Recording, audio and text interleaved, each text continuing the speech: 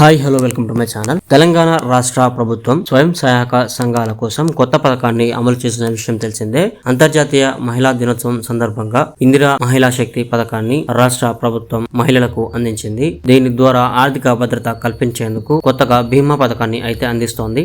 ఈ పథకం ద్వారా సభ్యురాలి మరణం లేదా ప్రమాదంలో వైకల్యం ఏర్పడినప్పుడు ఆమె కుటుంబ సభ్యులకు ఆర్థిక సహాయం అందేలా ప్రభుత్వం చర్యలు తీసుకుంటుంది. దీనివల్ల చాలా వరకు ప్రయోజనం అయితే కలగనుంది. అకాల మృతికి భారీ పరిహారం కూడా వస్తోంది. ప్రమాదవశాత్తు స్వయం సహాయక సభ్యురాలు మరణిస్తే ఆమె కుటుంబానికి 10 లక్షల బీమా పరిహారం అందజేస్తారు. అదనంగా ఆమెకు బ్యాంకులో 2 లక్షల లోపు రుణం ఉంటే అది ప్రభుత్వమే చెల్లిస్తోంది.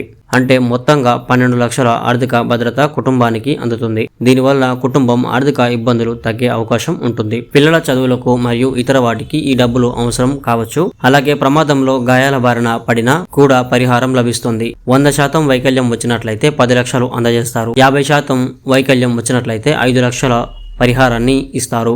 దీనివల్ల కూడా ఆర్థిక ఇబ్బందులు తొలగే అవకాశం అయితే ఉంది. సాధారణ మరణం సంభవిస్తే మాత్రం ఈ పరిహారం అందదు. సాధారణ మరణం సంభవించినప్పుడు బీమా వర్తించదనే ప్రభుత్వ వర్గాలు చెప్తున్నాయి.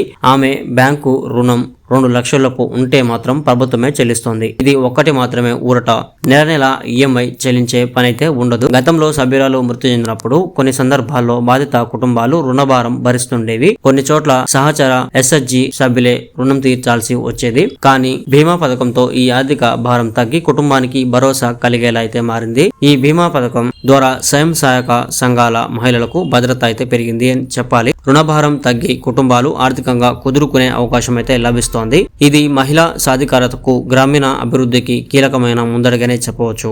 డ్వాక్రా సంఘాల్లో చేరని వారు ఉంటే వెంటనే చేరండి. ఎందుకంటే ఇప్పుడు 6 నెలలు దాటితే చాలు 5 లక్షలు లభిస్తాయి. గ్రూప్ మొత్తానికి ఈ మొత్తం అయితే వస్తుంది. ఒక్కొక్కరికి 50,000 రుణం చొప్పున అయితే రాష్ట్ర ప్రభుత్వం అందిస్తోంది. ఇలా మీరు తీసుకున్న అమౌంట్ మొత్తాన్ని తిరిగి చెల్లిస్తే లోన్ అమౌంట్ కూడా పెరిగే అవకాశం ఉంది. ఇప్పుడు రాష్ట్ర ప్రభుత్వం గ్రూప్ కు సంబంధించి 20 లక్షల వరకు లోన్ కింద తీసుకోవచ్చనైతే తెలిపింది. అంటే ఒక్కొక్కరికి 2 లక్షల రుణం అయితే వస్తుంది. గ్రూప్ లో 10 మంది మహిళలు ఉండవచ్చు. ఈ మొత్తంగా గ్రూప్ కు 20 లక్షలు అయితే వస్తాయి. అంతేకాకుండా డ్వాక్రా సంఘాల్లో చేరేందుకు మహిళల వయసు కూడా తగ్గించే యోచనలో ప్రభుత్వం అయితే ఉంది. ఇప్పటికే 15 ఏళ్లు దాటితే సంఘాల్లో చేరే వీళ్లు కల్పించింది. సో ఇది ఈరోజు వీడియో. మీకైతే నచ్చిందని అనుకుంటున్నాను. ఈ ఇన్ఫర్మేషన్ మీకు ముందే తెలిస్తే కామెంట్ రూపంలో అయితే తెలియజేయండి. మీకు తెలియకుంటే మీ దగ్గరలోని డ్వాక్రా సంఘాలకు ఈ విషయాన్ని తెలియజేయండి. మరిన్ని వివరాల కోసం ఇప్పుడే మన వెబ్సైట్ ని ఫాలో అవ్వండి. Thank you.